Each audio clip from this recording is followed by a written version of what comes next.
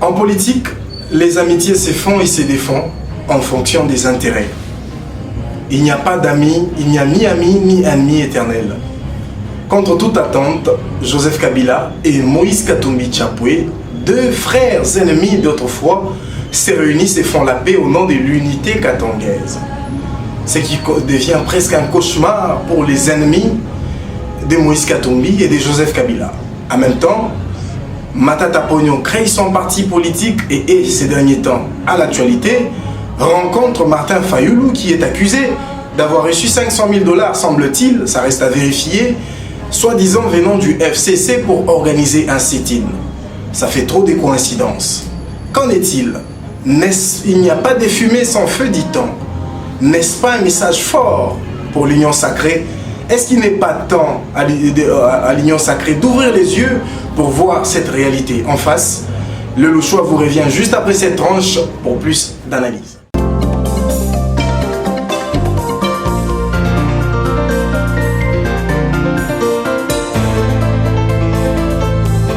La donne politique change, les cartes semblent être redistribuées.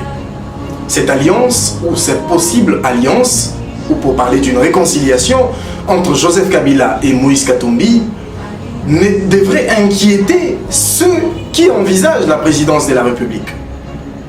D'abord, cette alliance, ensuite la création par Matata Ponyo de son parti, aujourd'hui, ce dernier fait actualité. Et par-dessus tout, Matata rencontre Fayulu qui est accusé d'avoir reçu un certain montant venant du FCC.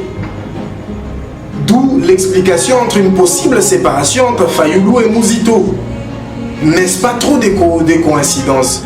Ne sommes-nous pas en train d'aller vers une coalition Fayulu, Katumbi, Kabila et Matata pour une candidature commune en 2023 avec pour objectif de faire partir Félix Tshisekedi du pouvoir? À mon avis, ça ne serait pas impossible. Je crois même que c'est ça la plus grande possibilité parce que les coïncidences sont fortes. D'une part, Matata crée son parti et fait actualité. Va voir Fayulu. Ensuite, on accuse Fayulu d'avoir reçu soi-disant un certain montant venant de Kingakati.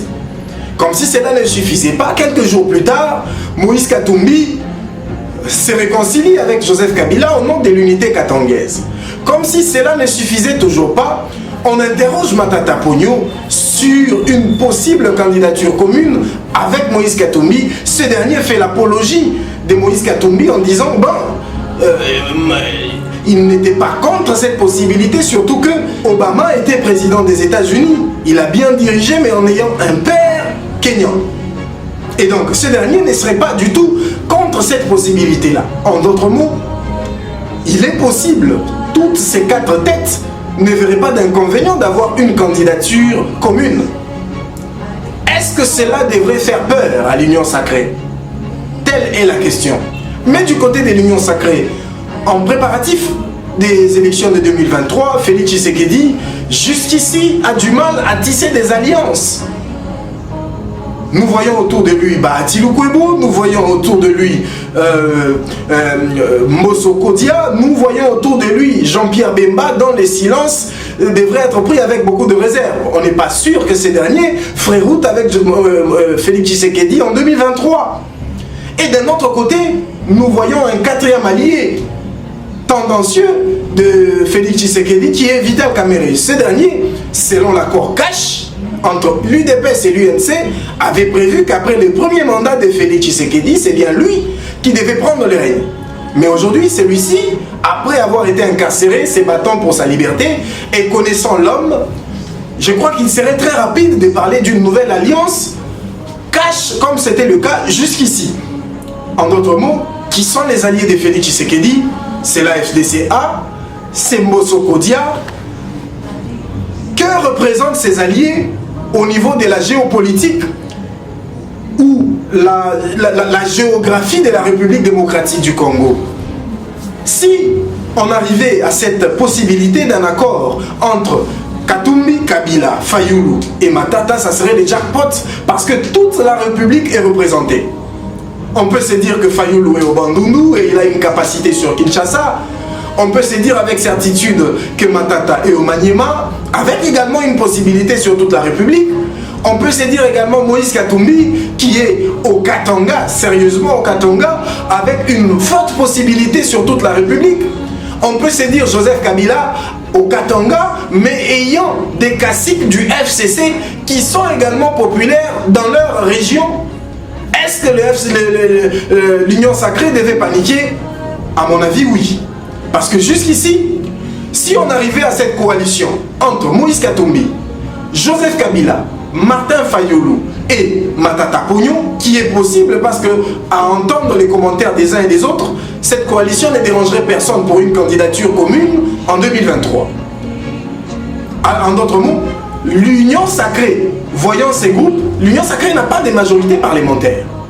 Aujourd'hui, Kamere, sa position n'est pas très claire. Bemba, sa position également n'est pas très claire. Ils sont membres de l'Union Sacrée. Mais l'Union Sacrée n'a pas de majorité parlementaire. Ce sont des députés débauchés du FCC. Rappelons-nous que ces députés débauchés sont partis du FCC simplement parce que cette plateforme devenait une histoire non gérée. Il y avait un chef, mais qui ne gouvernait plus, Joseph Kabila, qui avait des intentions de vouloir s'en aller. Mais cette réconciliation avec Moïse Katumbi, cette sortie médiatique de Joseph Kabila, dans ce sens d'une réconciliation avec Moïse Katumbi, pour moi, ou pour plusieurs observateurs, peut être considéré comme un retour politique de Joseph Kabila. Alors là, ça fait mal. Si c'était un retour politique de Joseph Kabila, il ne serait pas étonnant de voir que le FCC s'est réunifie et prend un nouveau nom pour des objectifs électoraux et voir ces députés qui ont rejoint l'Union Sacrée revenir vers le FCC. À mon avis, il ne serait pas surprenant de voir que le FCC se reconstitue et que ces députés reviennent. Sauf quelques-uns. Et nous savons aussi que plusieurs députés sont aigris, puisque espérant devenir ministres, ces derniers tous ne pouvaient pas être ministres. Mais dans une certaine mesure, ils ont été aigris, parce que dans les entreprises publiques, c'est à peine qu'ils ont reçu des postes. L'Union Sacrée a monté une certaine stratégie de mettre des intérimaires qui leur arrangent au lieu de donner à ceux qui ont mérité. Conséquence, aujourd'hui, le FCC reprend des forces, tous ces moutons noirs du FCC reviennent. Moïse Katumbi, qui a une forte capacité de mobiliser des foules sur toute la République démocratique du Congo, est dans le jeu. Et rappelons-nous que ces derniers a plus de 70 députés à l'Assemblée nationale. Le FCC en garde encore plus de 100. Fayulu en a quelques-uns, et avec une possibilité de voir certains autres députés du FCC rejoindre les bateaux. En d'autres mots, il serait difficile à l'Union Sacrée de maintenir une position claire. Aujourd'hui, c'est la réconciliation entre Moïse Katumbi et Joseph Kabila. Mais qu'en sera-t-il demain? Telles sont des questions pertinentes. Il est temps que l'Union Sacrée ouvre les yeux. Il est temps que l'Union Sacrée change des politiques. Il est temps que l'Union Sacrée satisfasse ses membres. Parce que jusqu'ici, il y a eu une mauvaise politique de ne pas permettre aux autres de manger. Rien que vous. Et c'est ça qui fait en sorte qu'aujourd'hui, l'Union Sacrée devient fragile. L'Union Sacrée devient fragile parce que tout le monde ne se retrouve pas. Il n'y a qu'un certain petit groupe. Sans oublier Jean-Marc Kabound, qui n'est plus de mèche avec l'UDPS. N'oublions pas que Jean-Marc Kabound a une possibilité de rejoindre cette équipe. En d'autres mots, ça ne serait plus une équipe de 4, mais une équipe de 5. Avec Jean-Marc Kabound dans l'affaire. Avec qui est-ce que l'Union Sacrée ira aux élections? Mbosoko Diaki est un inconnu. Monsieur Bahati, effectivement, qui a un poids politique puisqu'ils ont plusieurs députés. Mais ici, c'est plus l'individualité qui compte. Est-ce que s'il allait au Sud Kivu, aura-t-il une forte capacité de drainer des foules comme pourrait le faire Kamere qui devient incertain pour l'Union Sacrée? Tout ça sont des questions qu'il faudrait se poser. En d'autres mots, les cartes sont redistribuées. Mais en même temps, Matata Ponyo sait qu'il pourrait être dérangé en justice, même si en réalité, c'est injuste de déranger Matata Ponyo, qui est un digne fils de la République, qui est un monsieur qui est parmi, selon moi, les meilleurs premiers ministres qu'a connu la République démocratique du Congo. Pour moi, il est même plus que Lumumba, parce que Matata Ponyo est le seul premier ministre à avoir des résultats. Aucun autre après lui. Un peu Mouzito, mais plus Matata Ponyo. Donc pour moi, c'est injuste cette cabale judiciaire contre Matata Pogno, au point même de remettre en cause la décision de la Cour constitutionnelle. Messieurs, si vous ne connaissez pas le droit, allez faire l'économie. En même temps, il y a un Moïse Katumbi, pour sa nationalité, qui est également incertain, pour ne pas passer à côté du pouvoir. Il crée une coalition. Joseph Kabila qui est entre parenthèses, mais Martin Fayoulou qui a plus la chance, au cas où on écartait tous ces autres, d'avoir une revanche sur Félix Tshisekedi. Donc les cartes sont sérieusement redistribuées. Il faudrait que l'Union sacrée prenne très au sérieux cette menace. Parce qu'aujourd'hui, si ces groupes, Katumbi, Fayoulou, Matata, Kabila, donner un mot d'ordre dans ce pays pour marcher, je crois que la République va bouger. Ça n'aura plus le même impact que lorsque Fayoulou marchait seul. Vous voyez à quel point cette situation devient complexe. Il est temps que M. Félix Tshisekedi, pour les restes du temps, travaille plus dans le social et décourage tous ses proches qui, d'une manière ou d'une autre, semblent être auteurs des détournements ridicules des fonds de la République.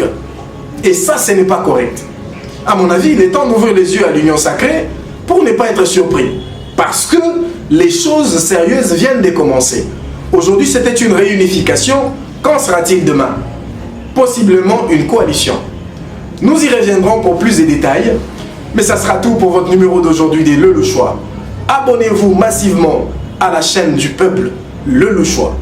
Une chaîne générationnelle. Un rêve paternel. Nous en profitons pour saluer Jean-Noël Ngoïki Kongola, l'initiateur et coordonnateur. Devant la caméra, c'est Bob Ngoï Mujinga Wamakulu, votre aimable serviteur. Et derrière les caméras, l'infatigable Mardoché Kamouleta, le très très fort, le directeur général. Merci, abonnez-vous et à très bientôt.